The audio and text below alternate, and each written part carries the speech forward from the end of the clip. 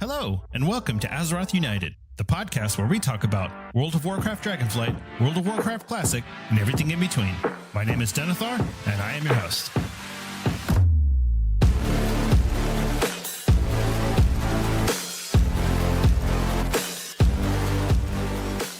Hello, everyone, and welcome to Azeroth United. Thank you so much for joining us today. We have got a massive show planned for you, so sit back, relax, and enjoy. And as always, if you have any questions or comments about the podcast or a particular topic that you'd like to hear discussed, please email me at denethor1@gmail.com, or you can leave me a voice message by going to speakpipe.com/AzerothUnited. Also, if you enjoy the show, please do consider leaving a 5-star review on Apple Podcasts. That helps out the distribution tremendously. So if you're very inclined, that would be much appreciated. Whew! Holy smokes. Yeah, I'm stealing that one from Chris Metzen. There is so much to talk about today. I mean, I'm not even sure where to begin. Actually, I do know where to begin because it says so right here in my show notes. Start with BlizzCon. So yeah, let's just get straight into it.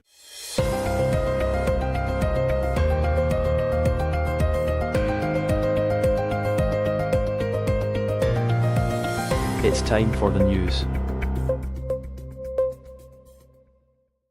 At BlizzCon on Friday, the Warcraft team announced not one, not two, not three.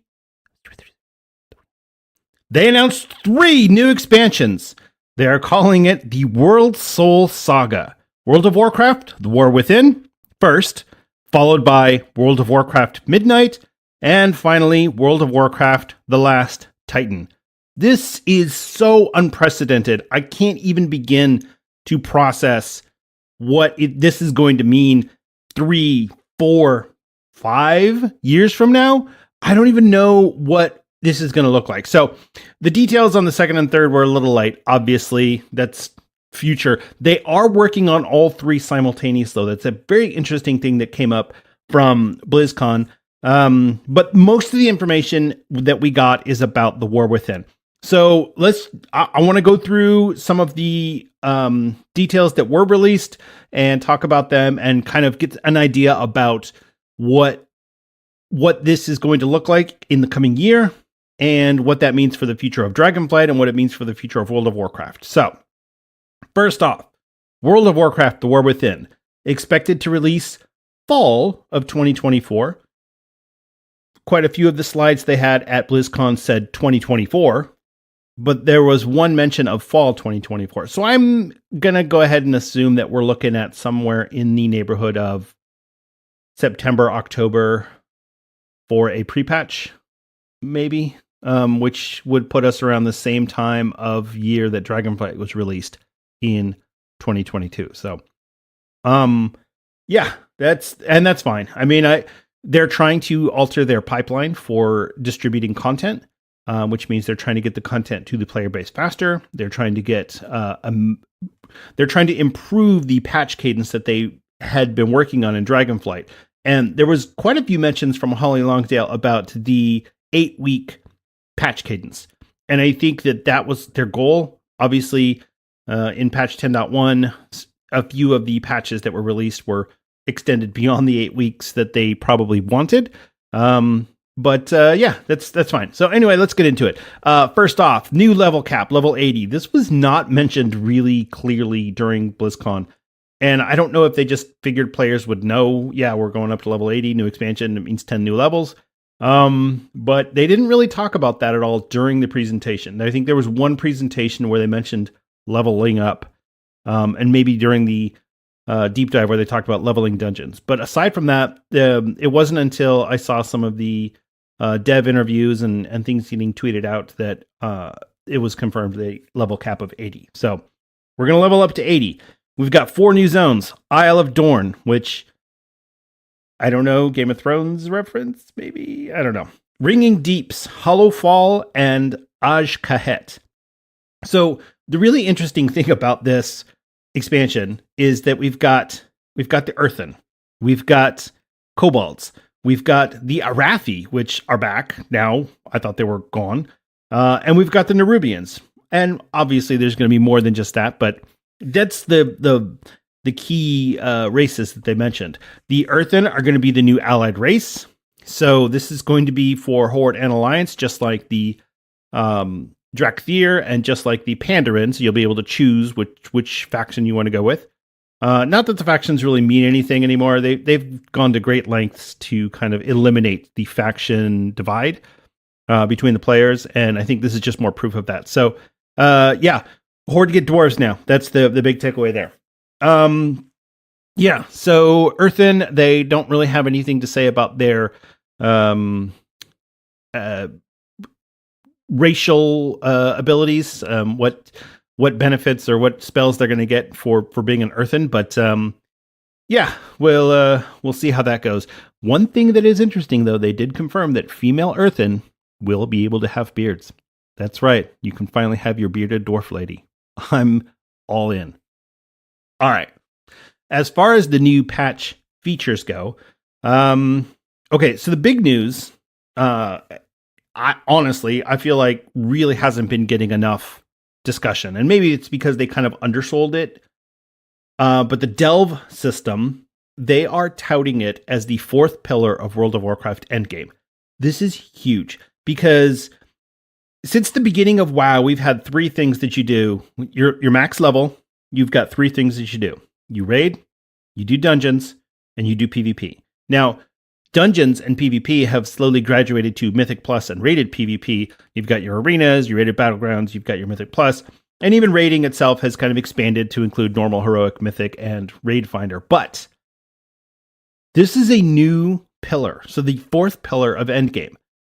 It's going to, they haven't locked it in yet, but it's going to drop loot. You're going to be able to get loot somewhere in the high teens Mythic Plus range.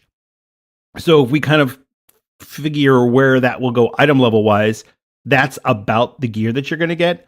And if we're just using current gear, that's probably champion gear, probably champion 420 something gear for Dragonflight Season 2, which is huge. This is soloable world content that you can do by yourself or in a role agnostic group, meaning you can have you and your 3 DPS buddies go and you 4 DPS down this delve. And I find this to be so amazing because I don't always want to go and do a Mythic Plus. I don't love the timer. Honestly, that's my biggest problem with Mythic Plus. I would rather raid, but getting into a raid is tough. Doing a normal raid is like whatever, that's fine. But if I wanted to get into a heroic raid, you have to prove that you can do a heroic raid by showing that you've done it already. Well, guess what? You got to do it the first time. So anyway, that's a different topic. The delves, this is really cool. I'm really excited about this. It sounds kind of like the combination of Sniff and Seek combined with Horrific Visions, combined with Island Expedition, combined with Torghast, combined with scenarios from Mists of Pandaria. I'm in. I feel like all of those features that I just mentioned were lacking one key component, which is they didn't offer end game loot. And there's no progression. You go do a scenario, you go do an island expedition, and you're getting transmog, you're getting some gold, you're not getting anything of real value because it's not necessary. You don't need to improve your gear to do island expeditions, to do Torghast, to do whatever. What you need is for your item level just needs to be appropriate for whatever it is that you're running. Because in Torghast, for example, you could run higher levels, but it didn't get you anything more. You had to go outside of Torghast, improve your gear, and then come back to Torghast. With the Delve, this will be a self-contained system. You could just do Delves all the time and never do Mythic Plus, and you'd be able to get good endgame gear and have a good endgame progression. You'll be able to get great vault rewards from Delves. They're calling it the World row, but it's going to be mostly Delves. This is huge. I'm so excited about this. Okay, I don't want to just keep gushing over the Delves. So next up is Warbands, the Warband system. This is so exciting because I know y'all have 15 alts. Well, okay, maybe just me. But this is... Okay, the best way that I can describe this, at least what I understand, is that this is a combination of a bunch of systems that already exist in the game that are going to be more functional and more friendly to people with multiple characters. So if you have a bunch of, like, I have bank alts. So my bank alts sit in Stormwind and do nothing but get the gear from my characters because my character is dumping gear on them. And then they auction it.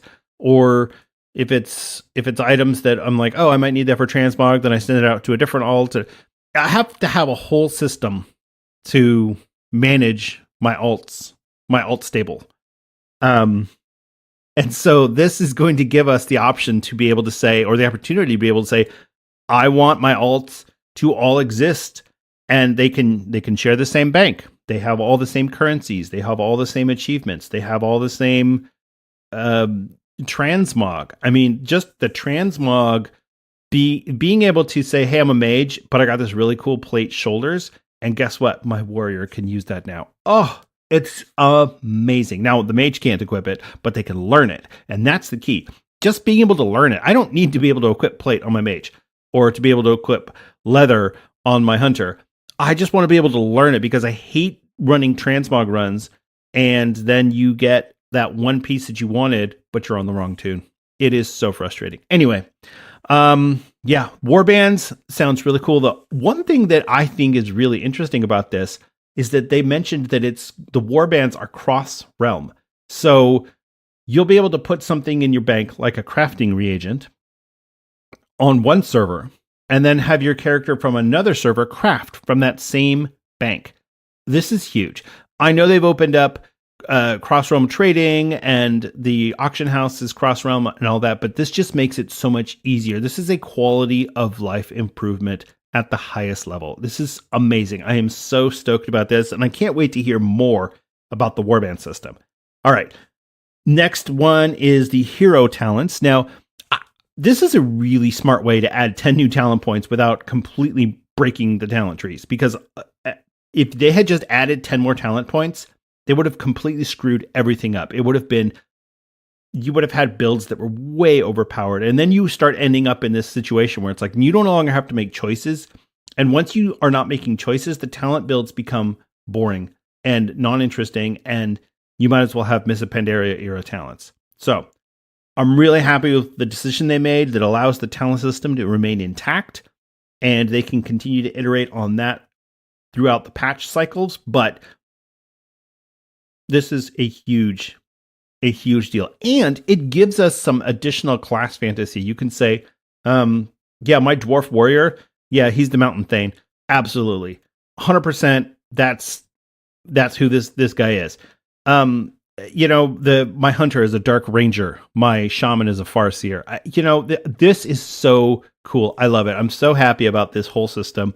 Yeah, I can't wait to hear more about it in the coming months. Dynamic flying. So dragon riding is going to be converted into dynamic flying so that the older mounts, including non-dragon mounts like the griffin that we saw that Alaria was riding in the trailer for The War Within, can be converted to using the dynamic flight system from Dragonflight. So there's going to be a toggle, and they haven't been really clear on exactly how this is going to work, if it's per mount or if you just switch like, hey, all my mounts are now dragon riding mounts. Oh, hey, all my mounts are now static flying mounts. They haven't been really specific on it. And of course, the expansion's a year away. So that's fine. But just to know that it's there and they're working on having it be a really accessible and functional system is huge. And I'm glad that we're not going to have to go back to the Dragon Isles to collect our dragon riding glyphs. They're going to clean up the system and make it function in a more evergreen fashion and not have it tied to the expansion it was released in. So that's really huge. Okay. Raids, dungeons, and battlegrounds. So the new raid is going to be Nerubar Palace. It's an 8-boss raid in Ashkahet. Okay, of course, we're going to go fight the Nerubians. That's pretty standard stuff. Let's see. We've got the dungeons. We have 4 leveling up dungeons: the Rookery, the Stone Vault, the Priory of the Sacred Flame, and City of Threads. And then 4 max level dungeons, which are Cinderbrew Meadery, Dark Flame Cleft, the Dawnbreaker, and Old City.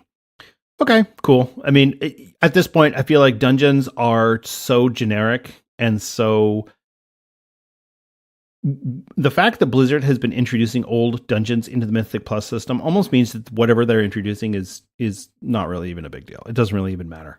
I mean, if they make changes to the Mythic Plus system in this expansion and kind of change up how they're doing things, that's fine. I liked the way they did in Dragonflight. I thought it was really cool.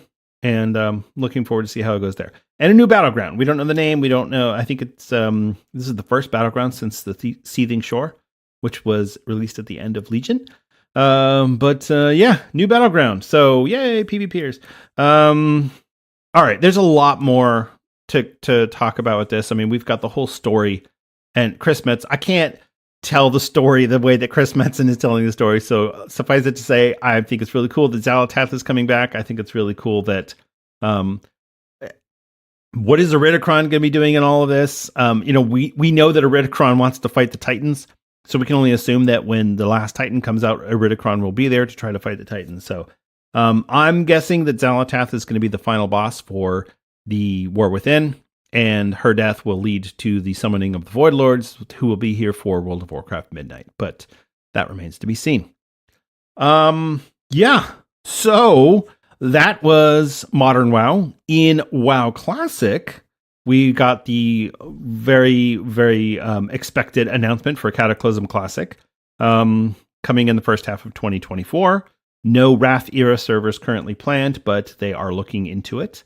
Let's see. They're going to continue adding to the classic experience with Heroic Plus dungeons or the Titan Rune dungeons from the Wrath Lich King. And it's probably going to use the modern transmog system where you can just, your transmog goes into the collection and then you don't have to keep it in your bank, which I think that makes sense. There's no reason to keep the old system in place just because that's how it was in 2010. And they haven't made a decision yet on LFR Raid Finder, but we'll see. We'll see how that goes. So Cataclysm Classic. The other classic server, and this, man, I've seen some mixed reactions on this. I'm excited about it. I think it's going to be really fun, but this is Classic Season of Discovery. So this is the second seasonal server that Blizzard has released, the first being Season of Mastery, of course. So this is going to be tiered by level. So we'll have the first tier will be level 25. And then there will be an endgame raid of 10-man raid, Black Fathom Deeps. And then the players, I'm guessing a couple weeks or months later, they'll level up to 40. And then the raid will likely be Gnomeregan because they did tease that. So we'll get Gnomeregan, which will be another 10-person raid. And then level 50, and then probably Scarlet Monastery, which they also teased. And then at level 60, we'll probably see Karazhan Crypts because they teased that. And they did mention that they are not opposed to using areas of the game or zones that were not really utilized in the original vanilla experience. So seeing Karazhan Crypts in there as a tease, I think that was pretty cool. They're going to change up the class balance by putting in runes for all classes. So the Warlock tanks, the Mage healers, blah, blah, blah. People are really upset about this. Some people. No, I shouldn't say all people. Some people are really upset about this because they're afraid it's going to break the game and it's going to make it feel not vanilla. It's Wrath talents. You're just turning vanilla into Wrath. I think this is cool because most of the complaints that I've seen are centered around the fact that everyone's going to be way too overpowered. And I think that's the point. I think that they're going to put the challenges that we're going to face are going to be hard because Blizzard has, for some reason, they've decided that classic raids need to be hard. One, there's never any tanks. Well, guess what? There's going to be plenty of tanks now. And two, there's never any healers. Well, there's still not going to be any healers because people who play mages aren't going to want to heal. But that's okay. There's usually a healer. The tanks is the tough one, and usually end up with a tank that's like a Fury Warrior, and they're trying to tank, and it's just a nightmare. So, this should be interesting. I'm really looking forward to this, and I'm really hoping that this is something that Blizzard doesn't screw up, because I really think that this is a type of game mechanic or game system that they could maintain going forward. Maybe not in this exact Season of Discovery model, but continue to iterate on Classic and continue to play around with it and tweak it and see what you can get. Because at this point, we're obviously going to go to Mr. Pandaria Classic next. That is, to me, that we're now confirmed Mr. Pandaria Classic. Unless Cataclysm Classic has like 8 players and nobody does it, which is not going to happen, then yeah. But we're going to get Mr. Pandaria Classic. The next milestone for Blizzard to get over is going to be Warlords of Draenor Classic. And I'll tell you right now, if they decide to do Warlords of Draenor Classic, I don't even know what to think, because it is so. First of all, you don't even have the classic models anymore. You've got the new upgraded Warlords of Draenor model. So it's not classic. It is not classic. If you want to play Warlords of Draenor again, like it was in 2012 or 2014 or whatever the hell it was, 2014, that's fine, but it's not classic. Sorry, I just had to get that off my chest. Yeah, so I think we're just going to go down there because you know what? Everybody and their mom is going to want Warlords of Draenor Classic, because without Warlords of Draenor Classic, you cannot have Legion Classic. So that's where we're heading. And yeah, I'm just going to sit out until they get Shadowlands Classic, honestly. I'm just, waiting for that. So, yeah, so that's a quick rundown on BlizzCon. I've got a lot of thoughts and I need to process a little bit more. Things are moving fast and there's a lot going on. I'm really excited about the Chris Messon teased the new pipeline for distributing content and how they're really trying to they're building the teams in such a way that they can get the content out faster. I'm really hoping that that's true. I'm kind of bummed that we got confirmed that 10.2 is the well, I should say Emergersil, the Dream's Hope, is going to be the last raid of Dragonflights, because I was really hoping to get one more raid, but nope, we're going to get a season 4 with fated raids. And so I don't want to get into it right now. I'll talk about it later. So yeah, so that's the big BlizzCon news. Other news from BlizzCon, I think, I think that's all the big stuff. I'm sure there will be more to talk about in the coming weeks and in the coming months, but Classic Season of Discovery releases on November 30th. So looking forward to that, and I'm definitely going to be talking about that because I'm definitely going to be playing that. So yeah, here we go. Oh, I remember there was one other thing which I wanted to mention, which was they did announce a self-found system for Classic Hardcore. They did not get into specifics about how it works, and honestly I feel like there is no point in doing a self-found mode unless the entire server is self-found, like as in there's no auction house, there's no mailboxes, you just have to trade everything with people once you get to level 60, that sort of thing. If they don't do that and they just say, hey, you can toggle this on a regular hardcore server, then it's a waste. So yeah. Anyway, that's it for the news. Let's get into World of Warcraft.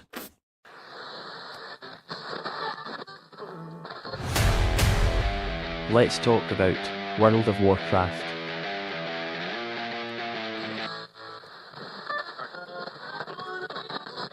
I said, let's talk about World of Warcraft, as if I haven't spent the last 20 minutes talking about World of Warcraft. Right. So what I meant was, let's talk about this week in World of Warcraft. This is a very quiet week in World of Warcraft. Not a lot going on. It's just kind of a sleepy time in Valdra. Oh, wait, that's right. It's Patch Day. Yes, indeed. Happy Patch Day, everyone. Yeah, so good luck. As of recording this, the servers are still not back up yet, but I imagine they'll be up eventually. I hope. Yeah, so when they do come up, you'll be able to partake in... You can still do Season 2 Mythic Plus dungeons. There's really not a whole lot of point for it unless you're trying to bump up your key for Season 3. Which is fine. So in that case, your affixes are Tyrannical, Afflicted, and Bolstering. Good luck there.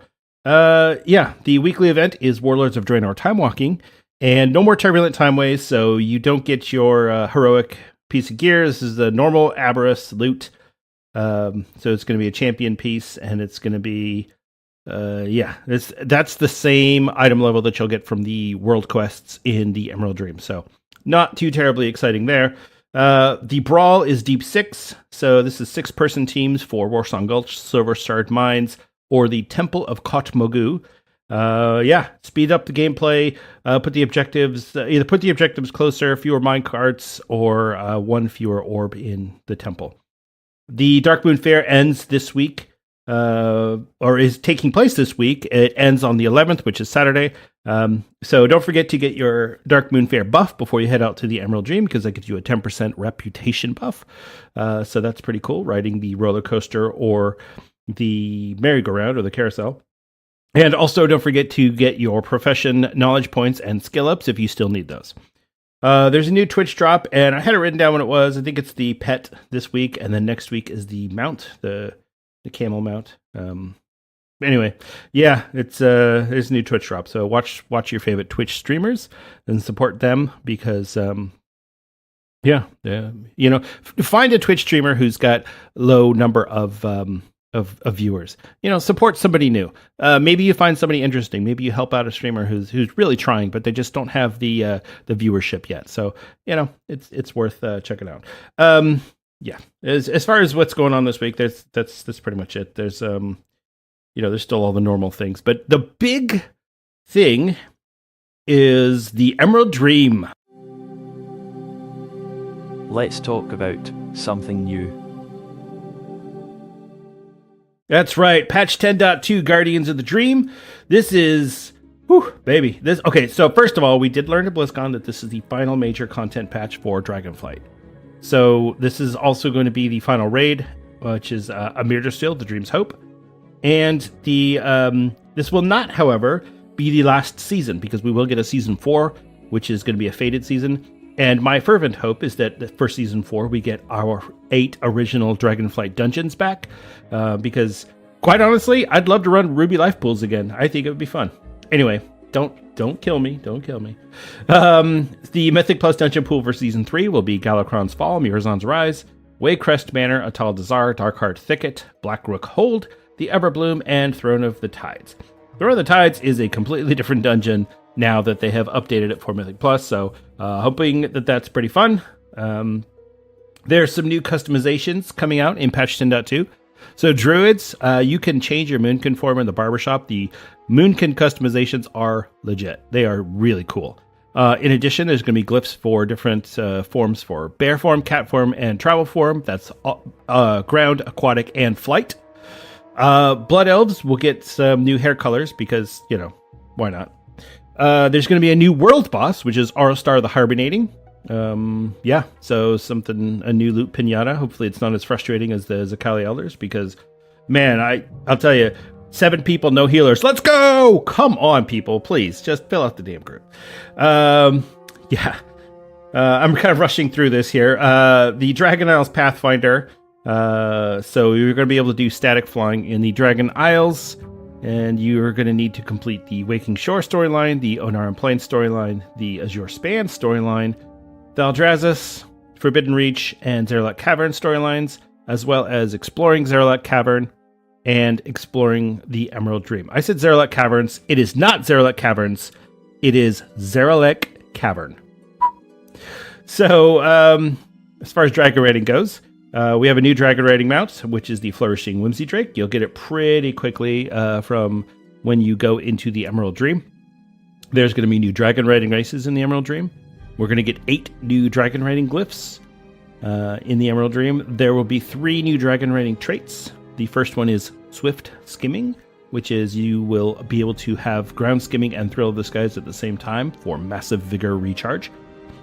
The next one is Wind's Respite, and this is after activating aerial halt, experience a brief moment of weightlessness as the effects of gravity are reduced for 4 seconds. So this is just a hover for 4 seconds before you start falling out of the sky. And the third one is Second Wind. This one's pretty cool because it's 3 charges on a 3-minute recharge. Each charge gives you 1 vigor. So if you're like, oh man, I just need a little bit more, well, now you can do it. And then the Grotto Netherwing Drake, which we got from the Trading Post reward a few months back. There will be new appearances once you complete the questline to recruit the Netherwing Drakes from the Emerald Dream. There's going to be some class changes in this patch. The biggest ones are Rogue. All specs of Rogue have been reworked. Demon Hunters, both specs have been reworked, and the Discipline Priest. So those are all the big major reworks of this patch, but all classes have gotten some changes. So go ahead and check out the patch notes. I'll put them in the show notes or the show description.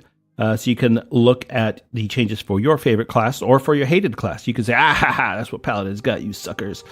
I don't hate Paladins, for the record. I love Paladins, but maybe you hate Paladins. Yeah, I'm looking at you Paladin hater. The upgrade system is going to see some changes. The catalyst charges will occur once every 2 weeks. The upgrades for...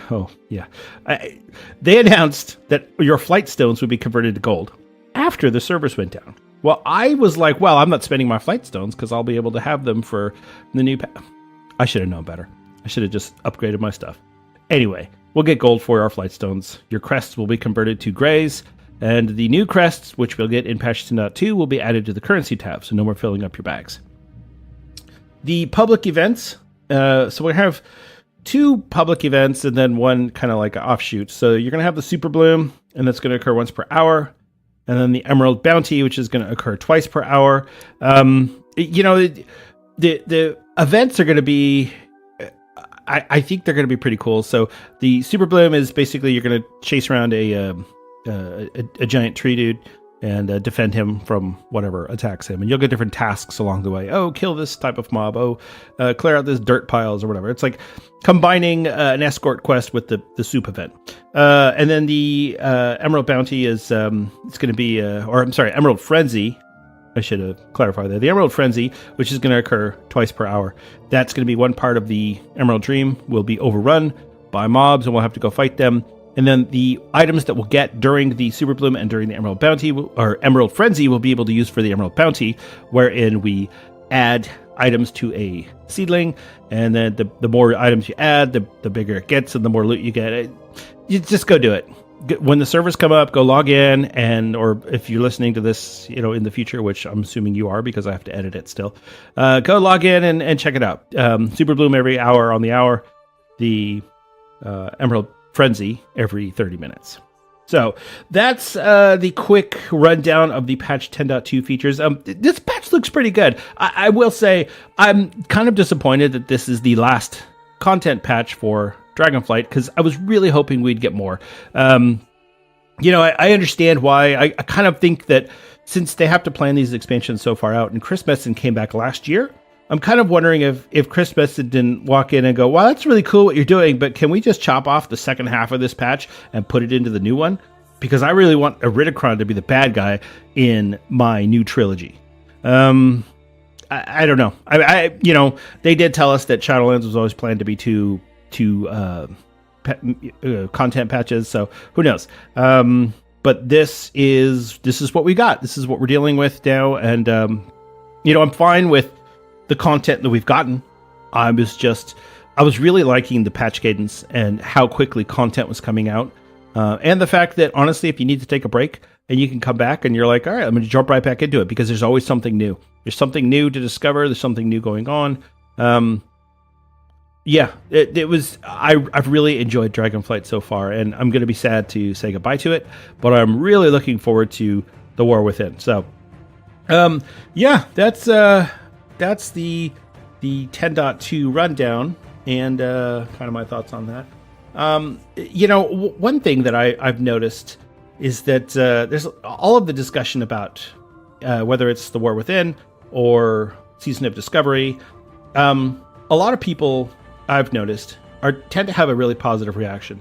And I've seen a lot of streamers who, and I'm not going to name names. I wasn't sure if I was going to name names here, and I've decided I'm not going to name names because I don't need to give them any more publicity. Not that they need my, minuscule little podcast to help boost their streaming careers. But the point is, I've seen a lot of people who have negative points of view on this content, whether it's classic or modern WoW. And I can't help but feel like that's part of the algorithm, and they've got to have a negative take because you can't be too overly positive because people are going to come down on you hard, and et cetera, et cetera. I get it. I do. But it's really frustrating, and I'm kind of getting tired of it. I like to watch streamers who go, hey, this is cool. I don't really like this one feature, but you know what? This is entertaining. If you don't like the game, why are you still playing it? Actually, I know why you're still playing it, because it makes you money, and you're just in it for the money. I get it. I do. But come on, we're all trying to play this game for fun, and we're trying to enjoy ourselves. And you're trying to make this as negative an experience as possible because that's going to get you the most clicks. Well, so be it. But I'm getting really tired of it. And there was a lot of reactions from BlizzCon that started really positive and then got negative as the streamers got involved. And it was just really disheartening to me. So I'm really hoping that people are learning to take the content as it is, try it out, see what you think. Try Cataclysm. I did Cataclysm back in 2010. I don't need to try it again. I know how it is. It was really fun. But I hated the fact that they changed the old world. So I don't need to do it again. But try it. Try things out. See what you think. And don't do it because I said so. Do it because you want to. If you don't enjoy playing World of Warcraft, you don't have to. There's no law compelling you to play World of Warcraft. You can stop at any time. And you will not get arrested. At least, not yet. Not until Phil Spencer becomes president. Yeah. But, that being said, I really hope that you enjoyed BlizzCon, or at least, whether you went or if you're watching the stream. I really hope you're excited about the new content, because I sure am. I'm really jazzed about Season of Discovery, and I can't wait for The War Within. Very skeptical of Cataclysm Classic, like I said, but I might jump on there. I never got to max level in Wrath of the Lich King, and so the fact that I would have to level through Northrend and then level up through Cataclysm, it's daunting. And that's one of the things with Classic that I've always been frustrated with, is once you jump out of that circus, you can't jump back in easily. It's hard. And I'm really seeing it now, because my Death Knight is level 71, and I think my Paladin is 66 on the Classic Wrath server. I'm not putting that amount of time to level them up so I can go play Cataclysm. So I'll stick with Season of Discovery. It sounds really fun. And I'll stick with getting my characters ready for The War Within. Looking forward to Season 3 whenever the servers do come back up. And looking forward to Season 4. Shoot, why not? I'd love to go kill Razagath again. That was fun. I actually really liked that raid. The Vaulted Incarnates was really good. The Aberrus was kind of meh for me. I didn't really love it. But, maybe you did. Maybe that was your favorite raid. And if so, that's great. I'm happy for you. So, well, that's it for today. Thank you so much for listening. I really appreciate it. I know I did a little bit of rambling there at the end, but I wanted to get that off my chest. I had a really long and preachy soliloquy about the dangers of streaming and why I don't like these toxic person. And I thought, you know what? I need to try and keep this light and keep this as non-doomy as possible. So let's just say that, I don't love some streamers out there. I think that they are toxic, and I think they're bad for the game. So anyway, thank you for listening, and I hope you enjoyed this episode. I definitely am really having fun. I'm really excited about World of Warcraft right now. I feel like it's in a really good place. So, I'm going to continue doing episodes, and I might do a couple of extra bonus episodes here and there as things come out, and I'd like to talk about them. I know we're going to get a lot of information about the raid and the cinematics, and so there might be some spoiler episodes coming up. If you don't want to know about them, I'll go ahead and label those in the description so that to stay away until you've completed the raid or whatever. So anyway, thank you again, and I really appreciate it. And as always, it means a lot to me to know that people are listening, and that people actually take the time and to download and to subscribe to the podcast. So thank you. If you want to get a hold of me, you can email me at denethar1@gmail.com, or you can check out my YouTube channel, which is at denethar01, or you can check out my Twitch stream, which is pretty dormant right now, but I do occasionally stream, and that is denethar01 as well. So once again, thank you. Thank you for listening. I appreciate you. I appreciate everything about you. And I'll see you in Azeroth.